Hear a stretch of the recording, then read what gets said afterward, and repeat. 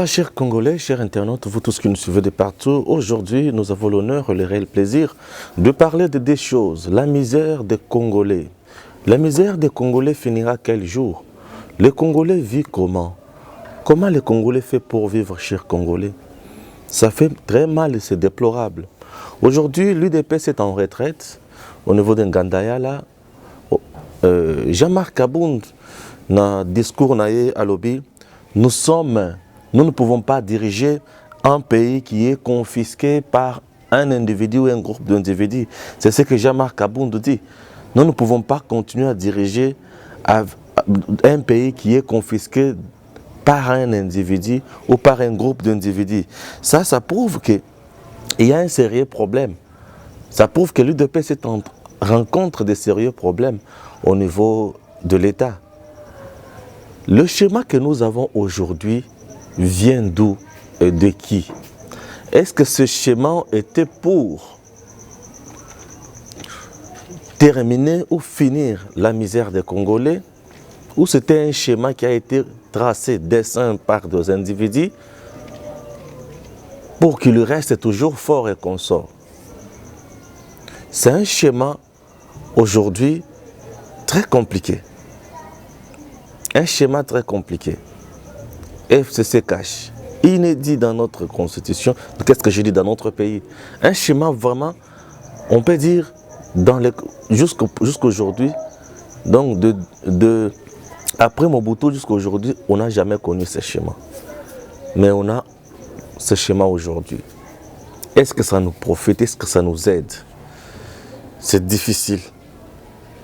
FCC cache, c'est un schéma qui a été mis en place par le cerveau, par les intelligences, pour préserver les intérêts des uns et des autres, pour préserver la sécurité des uns et des autres. Est-ce qu'avec ce schéma, le pays peut avancer? Avec ce schéma, où à l'allure où vont les choses, c'est difficile que le pays avance. Ce schéma peut nous être utile s'il bato balongoli ambition démesurée. Ce qui batunion sur balongoli aspect dans nos politiques pendant ces 5 ans, bâtir aspect technique. C'est l'aspect technique qui va résoudre le problème. C'est-à-dire quoi? Bato balongoli no ke biso toza bato FCC, biso toza bato ya cash, ngai naza président, mutunyon so abandi ko sala musala, ndenge esengeli asala. Aux ministres à finance, aux ministres à budget, aux ministres et environnement, aux ministres et à portefeuille, mutuna mutozo sala musala na ndenge longobani azozala na ba dictat extérieur te. C'est dur. Yakoyo ka mutuna gouvernement, mais azoloba na président de la République que ndenge zaboye basi basengisa biso ba lettre ya ke soki na sali makambo bango balengi te. Je démissionne déjà, donc bango bakozwaka lettre wana balancer na chaîne, soit disant que j'ai démissionné. Dans quel pays on peut trouver des choses pareilles? Dans quel pays au monde? C'est déplorable. Ça prouve à ce sens que mabe ezali o bato bazali ko bomba, o bato batie batu na bango na bakiti moko boye ya moto, moto avandi na kiti me kiti ya moto. Donc, vendu wana, bazo pese benjonction oyo bango balingi. C'est déplorable. Il y a un président de la République, certains ministres viennent me dire que Mokonzi, ce qui bazo pekisa biso tout ça na musala comme il se doit. Ce qui tout ça li musala comme il se doit, bazo lobake, ba kolongola biso ndenge zana esengwata mukete. Donc tozana pona ko bloquer makambo na. Comment expliquer ko kozana na gouvernement bipai wapi? Oh, c'est nous travailler pour le peuple, mais yo ozoyo kabatum songolo topakala. C'est très compliqué. Avec makambo oyo et comme mabiso na makambo itali ya dictature pe na soulèvement populaire. Pourquoi je dis cela? Le soulèvement populaire aujourd'hui, j'ai peur na yango. Pourquoi? Puisque population malemba comme ko lemba. Kolemba pourquoi? Parce que tout ce qui se passe dans le gouvernement, ils ont beaucoup de peuple. Peuple azali komona yango, azali koyoka yango. Pour kakabato bazana gouvernement de mutu bazolo ba makambo na population. Leur psychopopulation a kolemba. A kolemba na nini? La misère. La misère des Congolais est devenue aiguë à cause du gouvernement de coalition. Ce gouvernement de coalition est très fragile. C'est un gouvernement de blocage, un gouvernement de cale. Un gouvernement qui ne laisse pas les autres s'exprimer convenablement. Je l'ai dit dans mes précédentes émissions que jusqu'à présent, les choses qui marchent bien dans notre pays, elles sont sous l'impulsion du président de la République Yemoko. Ce que je peux recommencer. Makambo au chef de l'État Yemoko a tient maboko. O Yemoko azo tindika. Yamoni mutozo salema malamu. Mais au tozo de la part du ministre Moussoussou, ils ont la bloquer toujours. Tozo yobate que nani azo bloqué nani. Et tant qu'ils ont bloqué, ils allaient pour nani. Lui roule pour l'intérêt du peuple ou pour l'intérêt de certains individus. J'ai suivi récemment Peter Kazadi, un député provincial de la ville provinciale de Kinshasa. Peter Kazadi, quand je l'ai suivi, il dit au sein du FCC, ce n'est pas tout le monde qui est mauvais. Ils ont un groupe à Batou, au Baza, 15 à 14, au Bazu Batounion sont en otage. Donc, Makamo Batouana Bango Balingi, Ndi Ango il faut salem. Or, FCC, c'est une plateforme qui a beaucoup de partis politiques et de personnalités. Mais si 15, 12 personnes, 14 personnes sont en otage, mais à quoi sert cette plateforme? Madame Batou Obamouni qui est fragilisé, marginalisé, Babima, Babimi. Et on peut constater que le FCC n'est plus majoritaire. Et là, nous souhaiterons que le président de la République nous nomme encore un informateur pour identifier la majorité et changer les choses. Ça, c'est un cas. Un autre cas, il y a des solutions à l'Assemblée nationale où jusqu'à présent, Batunion sur Bazo Linga, mais les députés nationaux Bazo Boya pour Baza impopulaire sur terrain. La misère des Congolais, comment les Congolais vivent? Ah, les Congolais vivent très mal. Les Congolais vivent dans l'espoir moko au Sakanate. Surtout dans Kinshasa, la Kamukebo Nzamba Kosala. Dieu a sa part, l'homme a aussi sa part. Mais il y a comment Nzamba Kosala. Nzamba Kosala ndengeni. Ce n'est plus l'époque de la manne. C'est l'époque où il faut travailler. Il faut travailler à Kendeli Posso. Les Congolais vivent dans l'informel. C'est-à-dire quoi? Un Congolais ou un Kinois se réveille le matin. Azo Kende pas ba chinois. Le soir, on lui donne 2000 francs. À foot à transport, 700 francs. À se retrouver dans le on a 1300. À 1300 francs congolais, vous pensez que quelqu'un peut faire quoi à la maison à 1300 francs congolais? Donc un Quinois, un Congolais, c'est quelqu'un qui vit vraiment dans la souffrance totale. Il vit dans la souffrance totale parce qu'il ne sait pas comment faire. Alors, et qui est plus loin? Quand tu es à la maison, Azo yobate ki akosala nini? Azana 1300 francs na poche. Akobomba nini? Akoépargner nini? Akolia nini ya malonga? Omona Sumbi Thompson 500, Asumbi Kwanga 300. Atikali na combien? Atikali na 500 francs. Yango ndako bimela lobi na tongo makasi. Tanko bimela ngo lobi na tongo pour aller encore au travail. Raison pour laquelle lorsque vous nous suivez dans de telles émissions, chers Congolais, hein, ça fait du bien, vous comprenez la réalité à Kinshasa, n'engzali kotambola. Bandeko, Kinshasa, ils allaient tellement n'a pas si. Un Congolais, il est là. Un papa congolais. Il se réveille le matin, il va au travail. Pour Azamutouka, Azola qui sa carte, il y a fonction publique. Il arrive au travail. Quand il arrive au travail, vers 13h, 14h, il est obligé de chercher quoi manger. Puisque les enfants, ces papas-là, sont fonctionnaires. Comment faire pour que ces fonctionnaires-là aient un bon multiplier stratégie. La corruption est coûtée. Corruption est moquée, est petite. Tu commis la concussion. C'est-à-dire quoi? Le même argent de l'État. Azo zelabatu, leur batu baye. Pour na kosali sa document, azu bango ache bango na bureau na ye. Abandi koyebisa bango. Et pas à l'État au kufuta boy, ça va prendre beaucoup de temps. Mais le coup là, on a pressé. Moi, je vais faire ça à tel prix. À Kétis. Moutou osali dans le besoin. Alors, que dossier na ye eumel. Il donne l'argent. Et pas à Moutouana. Cet argent-là n'entre pas dans la caisse de l'État. L'argent entre dans sa poche. Le monsieur a besoin d'argent. Pourquoi? Puisque le fonctionnaire congolais vit dans une misère aiguë. Et cette misère aiguë est fragilisée l'administration publique. Lorsque ça fragilise l'administration publique, c'est l'État qui manque de soubassement.